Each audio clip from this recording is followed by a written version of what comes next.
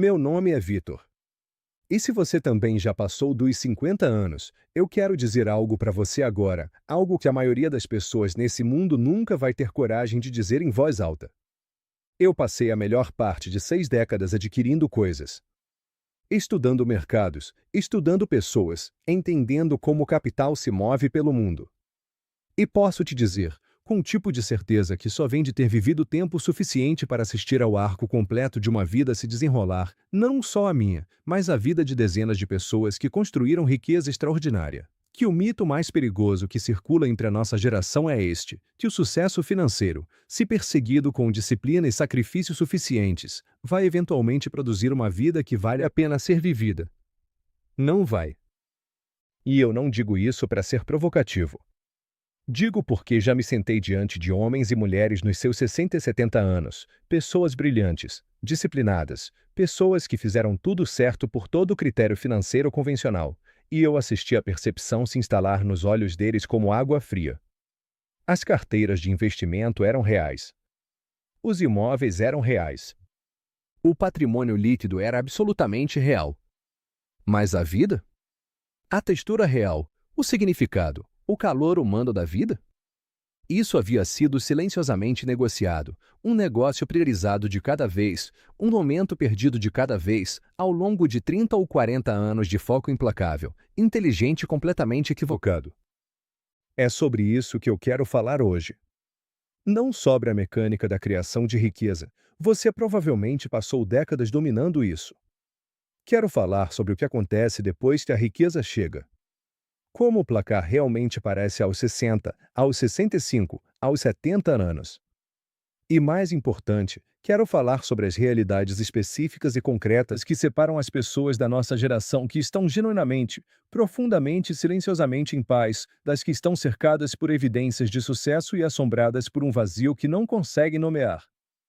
Porque aqui está a verdade que nenhum assessor de investimentos vai te dizer, e que nenhum seminário de planejamento de aposentadoria vai colocar num slide: dinheiro não é o destino. Nunca foi. Dinheiro é uma ferramenta. Uma ferramenta extraordinariamente poderosa, uma das mais poderosas que a civilização humana já produziu. Mas uma ferramenta só tem valor na medida da clareza com que você entende o que está tentando construir. E para a maioria de nós, durante a maior parte das nossas décadas produtivas, estávamos tão absortos em afiar a ferramenta que nunca paramos para interrogar seriamente a planta baixa. Deixa eu te levar de volta a algo que observei ao longo de muitos anos, assistindo vidas bem-sucedidas e discretamente fracassadas se desdobrarem. Nos seus 20 e 30 anos, e para muitos de nós com mais de 50, isso já é coisa de muito tempo atrás, mas tenta lembrar a sensação, naqueles anos, dinheiro era um proxy para tudo. Era a prova de inteligência. Era a prova de capacidade. Era a resposta para a ansiedade que ficava logo abaixo da superfície de toda pessoa ambiciosa, aquele zumbido baixo de não sou suficiente que nos tirava da cama antes do despertador e nos mantinha escrivaninha afora muito depois de todos terem ido embora. Acreditávamos, genuína e profundamente acreditávamos, que uma vez atingido um certo número, um certo nível de segurança financeira, um certo tamanho de carteira, uma certa renda anual, a ansiedade se dissolveria. A inquietação silenciaria. A sensação de ter chegado finalmente, permanentemente pousaria. Não funciona assim. Nunca conheci uma única pessoa para quem funcionou dessa forma. Nenhuma. O que acontece em vez disso é o seguinte: cada marco financeiro que você alcança simplesmente recalibra sua definição de suficiente. Você queria ter o primeiro imóvel, e então o teve, e em 6 meses já estava pensando no próximo. Queria construir o primeiro milhão, e então construiu, e dentro de um ano a conversa tinha se deslocado completamente para o próximo patamar. Aqui no Brasil, eu vi isso acontecer com uma intensidade ainda maior, porque quem passou pelos anos 80 e 90, quem sobreviveu à hiperinflação, ao plano Collor, ao confisco da poupança, essas pessoas foram marcadas a ferro e fogo com uma ansiedade de acumulação que vai muito além do normal. Construir patrimônio nesse contexto não era ambição, era sobrevivência. E esse reflexo de sobrevivência nunca foi completamente desativado, mesmo depois que o perigo passou.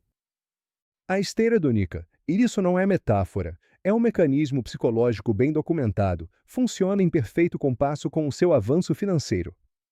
Você nunca consegue correr mais rápido do que ela. A única saída é dar um passo para o lado. E dar esse passo para o lado exige um tipo diferente de coragem do que a coragem que construiu sua vida financeira. Porque a coragem que construiu sua vida financeira foi, em sua essência, a coragem da aquisição. A coragem de assumir riscos, de se empurrar mais, de suportar o desconforto em serviço de um retorno futuro. É um tipo específico de coragem, e se você está nessa conversa, quase certamente já a demonstrou. Mas a coragem necessária para dar um passo para o lado, a coragem de avaliar honestamente o que sua vida custou além do seu balanço financeiro, de olhar claramente para os relacionamentos que foram negligenciados enquanto você estava construindo, de sentar com o desconforto dessa avaliação honesta sem imediatamente transformá-la em um novo plano de ação, essa é uma coragem completamente diferente. E na minha experiência, é uma que muito menos pessoas desenvolvem. Não porque sejam menos capazes, mas porque ninguém jamais a ensinou. Ela não é incentivada pela cultura ao nosso redor. Não é medida por nenhuma métrica externa que fomos treinados a valorizar. Aqui está o que eu quero que você entenda sobre a mecânica da confiança, porque este é um dos conceitos financeiros mais subestimados que já encontrei, e digo isso com absoluta seriedade. Confiança compõe. Quero que você deixe isso pousar por um momento, porque se você passou a carreira em finanças ou nos negócios, você entende a composição em nível molecular. Você entende que a mágica dos juros compostos não são os retornos em si, é o tempo. É a paciência para permitir que o mecanismo funcione sem interferência. Entradas pequenas e consistentes, ao longo de um prazo suficientemente longo, produzem resultados que são estruturalmente impossíveis de alcançar de qualquer outra forma. Confiar funciona exatamente da mesma forma. Cada interação na qual você demonstra confiabilidade, na qual você sacrifica vantagem pessoal de curto prazo em favor de manter sua palavra, na qual você absorve um custo para proteger a confiança de alguém em você, cada uma dessas interações é um depósito em uma conta com juros compostos. E assim como a composição financeira, os retornos são indizíveis por um longo tempo. Você não os sente no primeiro ano. Mal os sente no terceiro ano. Mas em algum lugar pelo 10º ano, pelo 15º, pelo 20º, você olha em volta e percebe que a qualidade das pessoas ao seu lado, a profundidade da rede que se formou organicamente ao redor de você, o número de pessoas que genuinamente interromperiam suas próprias vidas para te ajudar se você precisasse, esse capital vale mais do que a carteira de investimentos da maioria das pessoas. E ao contrário, cada vez que você passou por cima de alguém na perseguição de um negócio. Cada vez que foi descuidado com um relacionamento porque calculou, consciente ou inconscientemente, que aquele relacionamento valia menos do que a oportunidade. Cada vez que escolheu o ganho financeiro de curto prazo em vez do caminho mais lento de construção de confiança, esses foram saques. E eles compõem exatamente da mesma forma que os depósitos, exceto na direção oposta. Tenho visto pessoas chegarem aos 60 com capital financeiro extraordinário e capital relacional catastroficamente depletado. E quero ser preciso sobre como isso parece, porque não parece do jeito que as pessoas imaginam que vai parecer. Não parece isolamento óbvio ou solidão. Parece agitação. Parece uma agenda cheia. Parece eventos de networking e jantares de negócios e um telefone que toca constantemente com pessoas que querem alguma coisa. O que não parece é calor humano. O que não produz é a qualidade específica e insubstituível de alguém que te liga não porque precisa de algo, mas simplesmente porque estava pensando em você. Essa é uma forma de riqueza. E não pode ser comprada retroativamente. Só pode ser conquistada, lentamente, ao longo de anos de investimento intencional. Agora, quero falar sobre algo que acredito ser genuinamente um dos frameworks mais importantes para qualquer pessoa da nossa geração entender, e é este, aos 60 anos, o placar muda. Fundamental e irrevogavelmente. E a tragédia é que a maioria das pessoas não percebe que as regras mudaram até que já estão bem no segundo tempo do jogo, jogando pelo antigo sistema de pontuação, acumulando pontos em categorias que não contam mais. Quando você está nos seus 30 e 40 anos, o placar principal é financeiro. É produtividade. É posição de mercado. Essas métricas são reais e importam. E não estou diminuindo a importância de construir segurança financeira. Ela é fundamental, é real. E a ansiedade da precariedade financeira genuína não é algo que eu minimizaria para ninguém. Mas por volta dos seus 60 anos, um conjunto completamente diferente de métricas se move para o centro do campo. Sua saúde. Seus relacionamentos. A qualidade e a textura do tempo que te resta. As pessoas que genuinamente querem estar na mesma sala que você, não porque você pode assinar um cheque, mas porque estar perto de você é alguma coisa. Porque o relacionamento tem raízes reais, história real, calor humano real. E aqui está o que é importante entender sobre essa mudança. Ela não acontece gradualmente. Ela não te dá uma longa pista de aviso. Para muitas pessoas, chega de repente, desencadeada por um evento de saúde, por uma perda, por um momento de quietude incomum no qual o ruído da produtividade desaparece e você olha em volta e faz um balanço honesto do que realmente está lá. E o que está ou não está lá naquele momento é o resultado de décadas de escolhas que pareceram, na época, completamente razoáveis. Deixa eu falar sobre a mecânica específica de construir riqueza relacional, porque acho que a nossa geração tende a abordar relacionamentos da mesma forma que abordou tudo mais intuitivamente, reativamente, sem arquitetura deliberada. E isso é um erro. A mesma disciplina que construiu sua vida financeira, aplicada com o mesmo rigor aos seus relacionamentos, produz retornos compostos que vão importar muito mais para você aos 75 do que qualquer tese de investimento. Pense em como você conduzia sua vida profissional em seu melhor momento. Você tinha metas. Tinha prazos. Tinha pontos de controle. Perguntava a si mesmo regularmente se estava no caminho certo, e se não estava, ajustava. Você era estratégico. Era intencional. Não simplesmente aparecia e esperava que o negócio se organizasse sozinho. Agora pergunta a si mesmo: você já aplicou essa mesma arquitetura aos relacionamentos que mais importam? Já se sentou e pensou com igual seriedade sobre onde queria que esses relacionamentos estivessem em 5 anos, 10 anos? Identificou as ações específicas que iriam compor confiança e profundidade ao longo do tempo? Agendou as coisas que constroem conexão, não apenas as que constroem receita? A maioria de nós não fez isso. E me incluo nessa contabilidade honesta. Por que a cultura de alta performance não recompensa esse tipo de pensamento? Recompensa resultados que são mensuráveis, visíveis e rápidos. Relacionamentos produzem retornos que são lentos, invisíveis por longos períodos impossíveis de lançar em uma planilha. E assim são despriorizados, não por malícia, mas pela simples aritmética de uma pessoa ocupada tentando alocar atenção limitada entre demandas ilimitadas. Mas aqui está a verdade corretiva que muda tudo se você a deixar pousar. Seus filhos não precisam do seu dinheiro. Eles precisam do seu tempo e, especificamente, precisam da qualidade da sua presença quando você o oferece. Eu acompanhei famílias ricas operando por décadas, e posso te dizer com confiança que as que têm calor genuíno, conexão genuína entre gerações, essas famílias não produziram isso através de generosidade financeira.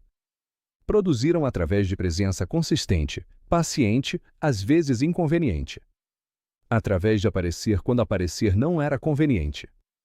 Através de tratar o relacionamento como investimento real e permitir que tudo mais seja ruído. Há um cálculo que acho importante tornar explícito. O dinheiro que você gasta em alguém que você ama não se registra na conta emocional da mesma forma que o tempo. Não constrói a mesma coisa.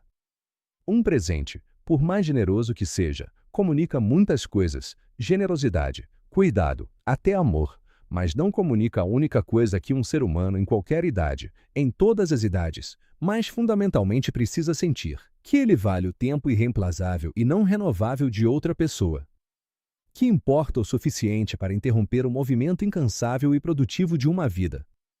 Que alguém escolheu, sem ser obrigado, simplesmente estar presente com ele. Isso não é um sentimento suave. É uma verdade mecânica sobre como os seres humanos registram importância. Somos programados, em nível neurológico, para rastrear para onde vai a atenção. Atenção é a moeda do cuidado. E você não pode substituir moeda financeira por moeda de atenção sem que o receptor saiba, em algum nível, que uma substituição foi feita.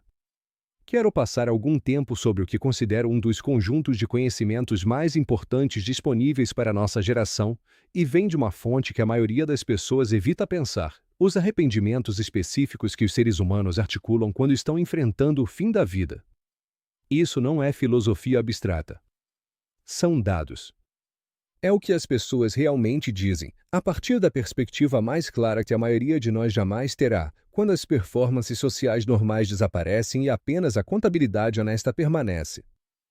O primeiro e mais comum arrependimento é este: eu queria ter tido a coragem de viver uma vida verdadeira para mim mesmo, em vez da vida que os outros esperavam de mim. Pensa cuidadosamente sobre o que isso significa. Significa que ao longo de décadas de escolhas de carreira, escolhas financeiras, escolhas pessoais, muitas pessoas navegaram principalmente pela aprovação externa. Pelo que parecia bem-sucedido para os outros. Pelas métricas que sua indústria, sua família, seu mundo social disseram que eram as certas para otimizar. E no final, olham para trás e percebem que estavam executando a definição de outra pessoa de uma boa vida, não a sua própria. Que a ambição em que gastaram tanta energia não era, em sua raiz, nem mesmo a sua própria ambição. Era uma performance de como a ambição deveria parecer. Se você tem mais de 50 anos e tem o luxo de anos ainda à sua frente, vale a pena sentar seriamente com isso. Não como um julgamento, mas como um convite. Como seriam suas escolhas se você otimizasse inteiramente para sua própria avaliação honesta do que importa, não a versão da sua vida que parece impressionante de fora, mas a versão que realmente parece sua por dentro? O segundo arrependimento: eu queria não ter trabalhado tanto. E quero abordar isso com cuidado, porque tenho um enorme respeito pela disciplina e ética de trabalho que define a maioria das pessoas da nossa geração. Essa ética de trabalho não é o problema. O problema é uma alocação equivocada dessa energia extraordinária para coisas que eram, em retrospecto, menos importantes do que pareciam. Não é o trabalho em si que as pessoas lamentam. É o custo de oportunidade do trabalho, os momentos que não foram aproveitados, os relacionamentos em que não se investiu, as experiências que foram adiadas indefinidamente e então se tornaram impossíveis. O terceiro arrependimento é particularmente importante para os homens da nossa geração. Eu queria ter tido a coragem de expressar meus sentimentos. Fomos moldados por uma estrutura cultural que tratava a restrição emocional como uma forma de força. E em muitos contextos, a restrição é força, não estou argumentando pela ausência de disciplina. Mas há um modo de falha específico naquele treinamento cultural, que é que aprendemos a suprimir não apenas as emoções contraproducentes, mas as úteis. As que constroem conexão. As que dizem às pessoas que amamos como realmente nos sentimos em relação a elas. E o resultado, para muitos homens da nossa geração, é uma solidão profunda que é invisível até para eles mesmos, porque foram tão completamente treinados para não registrar certos sinais que não sabem mais o que está faltando. Se as pessoas próximas a você já lhe disseram que você tem dificuldade com empatia, com presença, com expressar cuidado, ouça esse feedback. Não como um ataque a quem você é, mas como o coach mais valioso que você jamais receberá. Porque a capacidade de estar emocionalmente presente com outro ser humano não é uma fraqueza. É uma forma de maestria.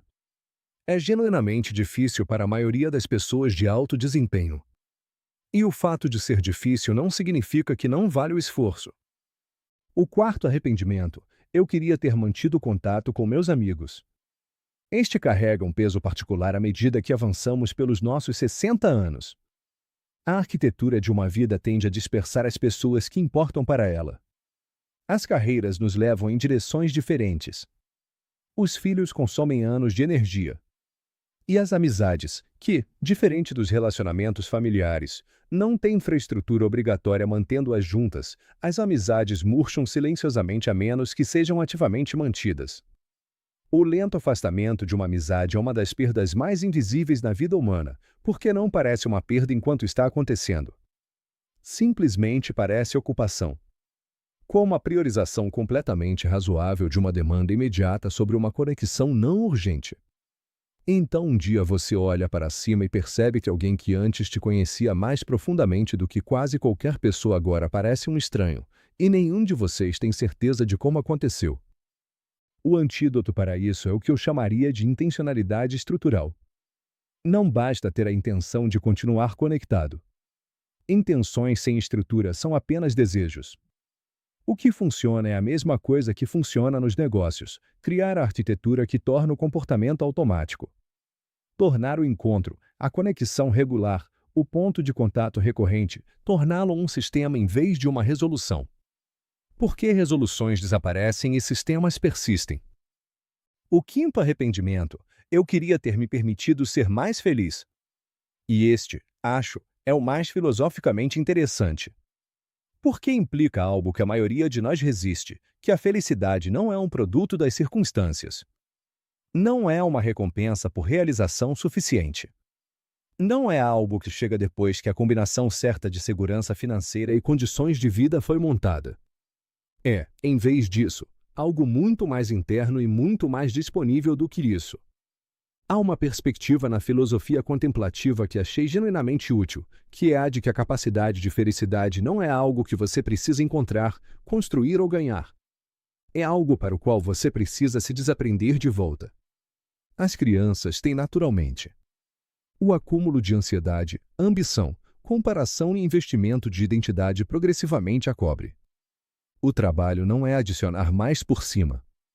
O trabalho é remover o que está cobrindo. Isso tem implicações práticas.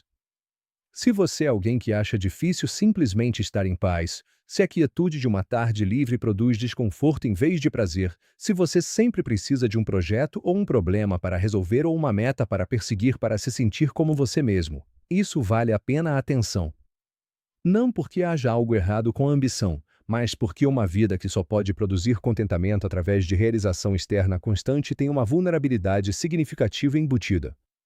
Porque as realizações externas eventualmente atingem um platô. Os negócios param de chegar com a mesma frequência. Os projetos diminuem. E o que te resta, na ausência da capacidade de encontrar paz genuína em momentos ordinários, é um silêncio muito desconfortável. Agora quero reunir tudo isso em algo prático, porque acho que as pessoas da nossa geração mais em risco não são as que falharam financeiramente. As falhas financeiras são visíveis e dolorosas, mas carregam dentro de si uma clareza de feedback que força o ajuste. As pessoas mais em risco são as que tiveram sucesso financeiro, cujas vidas externas parecem exatamente com o que o sucesso deveria parecer e que estão apenas começando a perceber, em algum lugar nos seus 60 anos iniciais a meados, que a definição de sucesso com que operavam por 40 anos estava faltando várias de suas dimensões mais importantes. Para aqueles de nós nessa posição, aqui está o que acredito que o trabalho parece agora. Primeiro, faça um balanço honesto. Não da sua carteira, seus assessores podem fazer isso. Faça um balanço honesto do seu capital relacional. As pessoas que genuinamente estão ao seu lado. Os relacionamentos que têm profundidade real, história real, calor humano real. E as lacunas, os relacionamentos que deveriam estar lá e não estão, ou que são mais superficiais do que deveriam ser dado o tempo em que existem. Segundo, seja arquitetônico. Crie as estruturas que garantam que os relacionamentos que você valoriza serão de fato mantidos e aprofundados, não apenas vagamente pretendidos. Se você tem família que importa para você, construa os ritmos recorrentes que tornam a conexão confiável em vez de dependente de atos individuais de força de vontade. Torne o encontro uma tradição em vez de um plano. As tradições sobrevivem a mudanças de humor e circunstâncias de uma forma que os planos não sobrevivem. Elas se tornam parte da identidade do grupo em vez de itens em um calendário. Terceiro, aceite o feedback. Se as pessoas mais próximas de você já te ofereceram uma crítica sobre sua presença, sua disponibilidade emocional, sua tendência de priorizar as coisas erradas, leve isso a sério. Não de forma autopunitiva, mas com a mesma receptividade disciplinada que te fez bem-sucedido nos negócios. Nos negócios, você aprendeu a distinguir entre feedback que era útil e feedback que era ruído. Aplique essa mesma habilidade aqui. E seja honesto consigo mesmo sobre em qual categoria o feedback das pessoas que melhor te conhecem é mais provável de se enquadrar. Quarto, seja intencional com a saúde. Coloco isso em quarto lugar, mas em termos de prioridade fundamental, é argumentavelmente o primeiro. Porque a riqueza relacional, a profundidade da conexão, a qualidade de presença que você traz para as pessoas que ama, tudo isso requer um corpo funcionando e uma mente clara. As decisões de saúde que você toma agora, nos seus 50 e 60 anos, são investimentos compostos que determinarão a qualidade das suas décadas finais de formas que nenhum plano financeiro pode compensar. Ter patrimônio para acessar excelente assistência médica é valioso. Mas nenhuma quantidade de dinheiro, seja o seu tesouro direto ou os seus FIs ou as suas cotas em fundos multimercado, substitui as décadas de escolhas que determinam se você vai precisar disso ou não. Dinheiro é real. As fundações financeiras que protegem nossas famílias e preservam nossas opções à medida que envelhecemos, essas são reais e importam. E qualquer um que lhe diga o contrário não experimentou precariedade financeira genuína. Mas dinheiro é o piso. Não é o teto. Não é o significado. São as condições sob as quais o significado se torna possível. E o próprio significado deve ser construído deliberadamente, com a mesma inteligência, disciplina e pensamento de longo prazo que você aplicou a tudo mais que construiu na sua vida. Eu me lembro de conversar, anos atrás, com um dos sócios de um dos maiores fundos da Faria Lima. Homem formidável. Retornos excepcionais ao longo de décadas. CDI mais 20, CDI mais 30, em anos que a maioria dos gestores quebrava. Ele tinha uma fazenda belíssima no interior de São Paulo, apartamentos no Leblon, uma conta na Suíça que nunca precisou usar. E quando eu o encontrei pela última vez, ele estava com 71 anos. O olhar era o de quem chegou num destino e não reconhece o lugar.